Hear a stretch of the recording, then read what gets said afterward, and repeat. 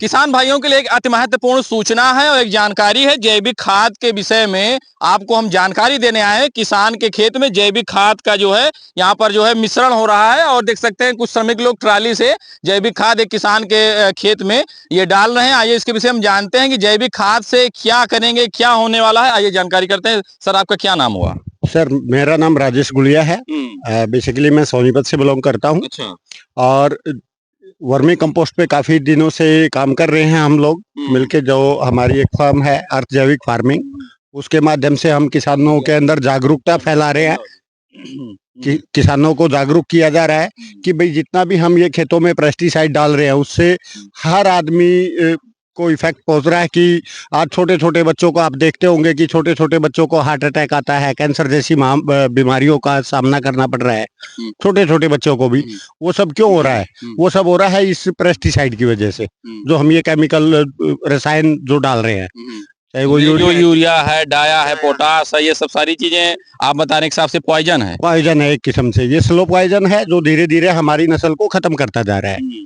तो उसी को वर्मी कंपोस्ट के माध्यम से हम लोगों को जागरूक करके और उनको इसके माध्यम से बता रहे हैं कि इसके माध्यम से भी आप अच्छी तो आय कर सकते हैं। रसायन डाल के जो आप पैदावार लेते हैं उससे कहीं ज्यादा पैदावार आप इसके माध्यम से ले सकते हैं, उनसे ज्यादा आय भी आप ले सकते हैं। अभी आप देखते होंगे कि मान लिया रसायन के माध्यम से हमने एक एकड़ जमीन के अंदर सपोज करो 50 मन गेहूं निकाला, तो उस गेहूं का बाजार में वैल्यू क्या है? 2200। लेकिन हम और आप आपस में खाने के लिए जितनी वेल एजुकेटेड फैमिलीज हैं वो मोस्टली एमपी का गेहूं इस्तेमाल करती हैं। क्यों? क्योंकि एक विश्वास है कि वहां से जो गेहूं आता है एमपी का वो जैविक है, जैविक तरीके से तैयार किया गया है। लेकिन उसका भाव 6000 प्लस, और हम जो रसायन से पैदा कर रहे हैं उसका भाव 2200। यदि हम ऑर्गेनिक तरीके से अपना गेहूं, चावल, जो भी फसल है उसको हम ऑर्गेनिक तरीके से इसकी प्रक्रिया क्या है? ये देखने में तो ये कहीं न कहीं ये गोबर की खाद लग रही है। इसकी प्रक्रिया क्या है? कैसे इसको बनाया जाता है? और समस्त किसान भाई अगर बनाए तो कैसे बना पाए, इसके विषय में थोड़ा बताएं। इसकी प्रक्रिया क्या है सर? सबसे पहले हमें गोबर की जरूरत पड़ती है। ठीक है, गोबर आसपास में ये कृषि प्रधान देश है, यहाँ पे गौशालाएं बहुत है, वहां से इजिली अवेलेबल हो जाता है।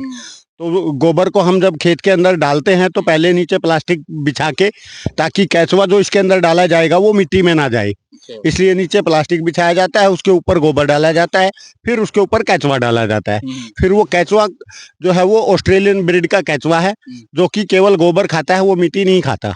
और वो गोबर को खा के खाद में कन्वर्ट कर देता है। इसके अंदर मैक्सिमम जो है वो 60 to 90 डेज के अंदर वो 40% अबोव खाद तैयार कर देता है, जिसका मार्केट के अंदर हम इजीली उसको बहुत ज़्यादा डिमांड है। आज की डेट में बहुत लोग अवेयर हो रहे हैं और एक किसान को कहीं और बेचने की आवश्यकता नहीं है, उसका हम खुद खरीदते हैं, तो उसका हमने एक प्रावधान बनाया हुआ है। अगर मान लीजिए जो यूरिया की बोरी होती है 50 किलो की पैकेट होती है, अगर 50 किलो की पैकेट कहा जाता है कि 1 बीघा लगभग किसान अपने खेत में वो छिड़काव कर सकता है, डाल सकता है। तो अगर इसमें जो है 50 किलो की अगर पैकेट हमको तैयार करना है जो, तो कैसे तैयार होगा और कितने समय में तैयार होगा और कितना केचुआ जो है तैयार कर देगा? सर, एक बेड का जो साइज होता है वो 3x30 का साइज होता है एक बेड का, जिसके अंदर नियर अबाउट 30 kg जो है केचुआ हम डालते हैं।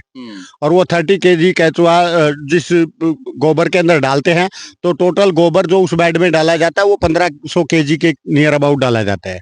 तो 1500 kg गोबर जो है, एक कॉस्ट भी आंकलन करें तो 1500 रुपए के नियर अबाउट गोबर अवेलेबल हो जाता है खेत के अंदर, गौशाला से लेके। बहुत से किसान मवेशी को पाल रखे हैं, गाय भैंस का जो है पालन करते हैं और कहीं पर घूर गड्ढा बना के रखे हैं, वहीं पर अपना गोबर इकट्ठा करते हैं। उसके बाद में वो जब धान की कटाई होती है, गेहूं कटाई होती है, ऐसे ट्राली से पूरा भर करके वो अपने खेतों में गिरा देते हैं और छिड़काव कर देते हैं। फिर ट्रैक्टर से जुताई हो जाती है। वो कच्चा गोबर होता है और कच्चे गोबर से क्या है कि हमारी फसल को नुकसान होता है। उससे एडवांटेज नहीं मिल पाता जितना एडवांटेज किसान को चाहिए। लेकिन ये प्रक्रिया ऐसी है कि इसके अंदर जब ये केचुआ जो जिस खाद को तैयार करता है, इसका भी यदि हम वही 50 किलो हम यूरिया की तरह इसका जब इसका खाद तैयार होता है तो बिल्कुल ऐसे होता है जैसे चाय की पत्ती होती है। अच्छा। आप देखेंगे खाद तैयार हुआ तो आप ये आज पड़ रहा है, आज ये पड़ रहा है, कितने समय में तैयार हो जाएगा? ये मैक्सिमम 90 दिन के अंदर। 90 दिन के अंदर जी। और ये लगभग ये कितना इसमें लागत लगेगी? मान लीजिए अगर 1 बीघे में आप ये प्लांट पूरा कर रहे हैं तो कितनी लागत लगेगी? क्या पूरा प्रक्रिया की लागत सर 10,000 रुपए आती है, जिसमें 1500 किलो गोबर लगता है, 30 किलो केचुआ लगता है, नीचे प्लास्टिक लगता है, लेबर लगती है और फिर पर डे इस पे केयर टेकर जो भी जमींदार है वो खुद केयर टेकिंग करता है। वो डेली उस पे पानी डालता है ताकि नमी बनी रहे। नमी बनी रहेगी तो केचुआ मरेगा नहीं। यदि टेम्परेचर ज्यादा हो गया तो केचुआ जो है वो मर जाएगा, फिर वो खाद नहीं बन पाएगा। तो उसकी केयर टेकिंग के लिए इसके अंदर टेम्परेचर को मेंटेन करना बहुत जरूरी है। मेंटेन करना जरूरी है। हमारे यहाँ के जो है कृषि विभाग के अधिकारी हैं और हम आपसे बात करते हैं। अभी आप बता रहे थे जो कुछ किसान हैं, कुछ का अधिकांश किसान जो है सड़क किनारे जो है अपने जो मवेशियों का जो गोबर होता है वो किनारे डाल देते हैं। बरसात के समय में जैसे आप बताते हैं कि जो उसका जो पोषक तत्व होता है, जो एनर्जी होती है, जो पावर होती है, वो बह जाता है और केवल वो खेत में से वो ऊंचाई यानी मिट्टी का जो पटाई काम में आता है। जी जी। क्या था इसमें? अगर वर्मी कंपोस्ट अगर आप बनाते हैं तो सबसे बड़ा फायदा ये है कि ये आपकी पोषकता जो गोबर की पोषकता है वो करीब 20 गुना तक अच्छी कर देता है। अब आप समझिए अगर 1 ट्राली गोबर की खाद डाल रहे थे तो वही 1 ट्राली खाद 20 ट्राली गोबर के खाद के बराबर हो जाती है। वो इसलिए हो जाती है क्योंकि उसका प्रसंस्करण केचुए के द्वारा कर दिया जाता है। केचुआ औसतन अपनी लाइफ साइकिल में 8 कुंटल मिट्टी, अगर मिट्टी ये चूंकि गोबर में पड़ा है तो ये 8 कुंटल गोबर मल्टीप्लिकेशन कर देगा और वो दानेदार चाय की पत्ती जैसा भी आपने बताया कि वो एकदम यूरिया जैसा दाना बन के तैयार होता है। हाँ, एक चीज और है, किसान भाई जो जगह जगह अपना गोबर फेंक देते हैं, गड्ढे में फेंक देते हैं या कहीं ऊंचाईदार स्थान पे या कहीं सड़क के किनारे घूर लगाते हैं तो वो उनका गोबर की पोषकता केवल 10% बचती है। 90% तो बरसात के पानी से बह के वो कहीं अलग चला जाता है। वो एक नाम मात्र रह जाता है, उसमें कुछ बचता नहीं। तो कृपया ऐसा ना करके आप वर्मी कंपोस्ट के तरीके से, और क्यों करें वर्मी कंपोस्ट, अर्थ जैविक फार्मिंग आपको एक मौका देती है कि आप अगर इसको करते हैं तो आपके प्रोडक्शन को खरीदने के लिए तैयार है।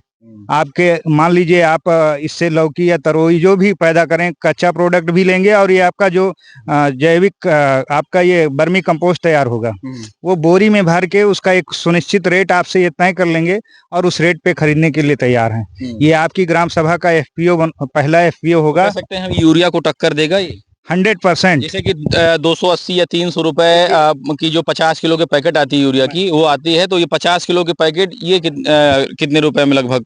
हाँ, मैं ये कहना चाहता हूँ यूरिया का काम केवल वनस्पतिक वृद्धि करना होता है, पौधे को ऊपर की तरफ ग्रोथ करना, पौधे को बड़ा करना, जबकि आपके इस वर्मी कंपोस्ट में 16 आवश्यक पोषक तत्व पाए जाते हैं। कैल्शियम, फास्फोरस, कॉपर, जिंक, कार्बनिक तत्व, ठीक है, मालिब्डेनम, बोरान, सारे पोषक तत्व इसमें पाए जाते हैं, जबकि यूरिया में ये सारे पोषक तत्व नहीं है। यूरिया से इसकी तुलना करना एकदम बेवकूफ़ी भरा प्रश्न होगा। मैं इसलिए कहता हूं क्योंकि यूरिया केवल एक कंपोनेंट लेके चलती है और ये पौधे को जितना आवश्यक पोषक तत्व है सब इसमें पाए जाते हैं।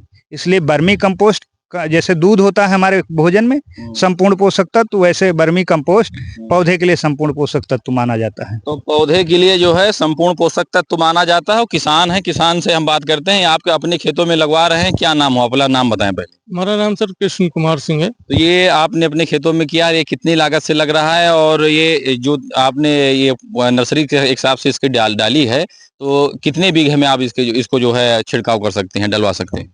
एक्चुअली क्या है, पहले मैं एमएनसी कंपनी में काम करता था नोएडा में, तो वहाँ पे ये वर्मी कंपोस्ट का काम बहुत तेजी से चलता है बागपत पश्चिमी उत्तर प्रदेश क्षेत्र में। तो मैं पहले वहाँ पे ये काम देख चुका हूँ। तो इसमें किसानों को एक तो अपने खेत में करेंगे तो यहाँ पे जो गोबर वगैरह है वो इजीली अवेलेबल हो जाता है, और दूसरा ये है कि इसमें इनकम अच्छी है। तो उसकी पूरी जानकारी हमें नहीं थी, तो इसलिए हमने जैविक फार्म कंपनी एक है वहाँ पे बागपत में, उनके साथ टाई अप किया। तो हमारा उनका एक कॉन्ट्रैक्ट हुआ है। अच्छा।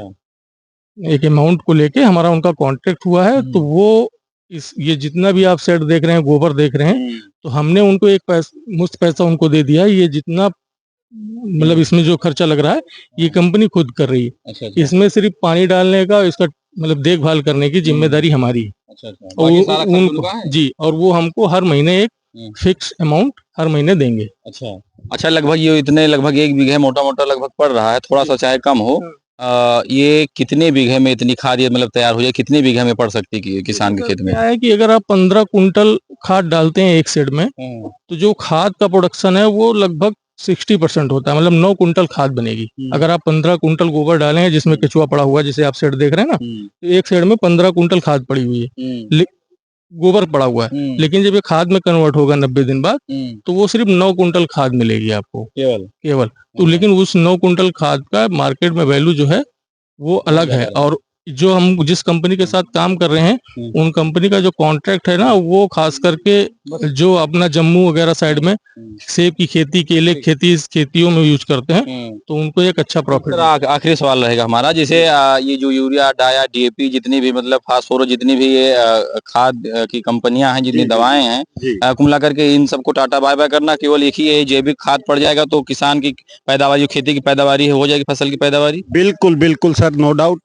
बिल्कुल आपने सही कहा कि उसको टाटा बाय बाय करना भी पड़ेगा। उसका रीजन मैं आपको बता दूं, आप गूगल सर्च करेंगे और गोबर के बारे में डालेंगे तो ये गोबर नहीं है, इसको ब्लैक गोल्ड बोलता है गूगल भी। ठीक है, और इसको ब्लैक गोल्ड क्यों बोला जाता है कि अभी कुवैत को 3 रुपए पर केजी के हिसाब से मोदी जी ने जो है गोबर भी दिया है। ठीक है, जो भेजा गया वहाँ पे क्या होता है कि ये खजूर की खेती होती है और उसके अंदर वर्मी कंपोस्ट डालते हैं, तो क्या होता है कि खजूर का साइज भी बढ़ता है और पैदावार भी अच्छी होती है। ठीक है, जिससे उनको मोटी इनकम मिलती है। तो इसका लाभ विदेशी पहले से ले रहे हैं। हमारे देश के अंदर उन्होंने फ्री में जहर लोगों को प्रोवाइड करा के स्टार्टिंग में और आदत डाल दी। अब उस जहर के बगैर खेती नहीं हो पा रही लोगों की। अब लोगों को अवेयर कर रहे हैं हम इसी माध्यम से कि यदि आप इसका इस्तेमाल करते हैं वर्मी कंपोस्ट का, तो दोबारा से आपकी जमीन, जब वर्मी कंपोस्ट को हम मिट्टी में डालेंगे, खेत में डालेंगे, तो ये क्या करेगा कि खेत की नमी को बनाए रखेगा, क्योंकि इसमें सभी पोषक तत्व हैं।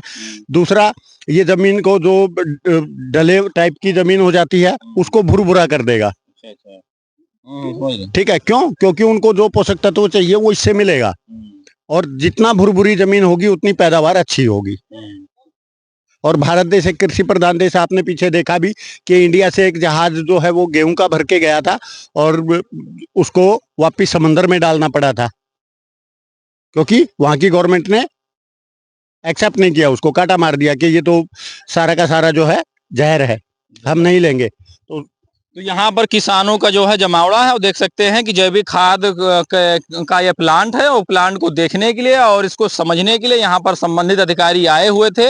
और ये समस्त किसान जो है हो सकता है कि आने वाले समय में ये भी नर्सरी जो है जैविक खाद का जो है प्लांट अपने खेतों में डालें और इससे अपने खेतों की जो है ठीक ठाक व्यवस्था करें और इसको बिक्री हेतु भी कर सकते हैं। बाकी इस वीडियो को देखकर क्या कहते हैं कमेंट बॉक्स में अपनी प्रतिक्रिया जरूर दीजिएगा। अभी के लिए इतना ही, आप देखते रहो अध्याय पेज।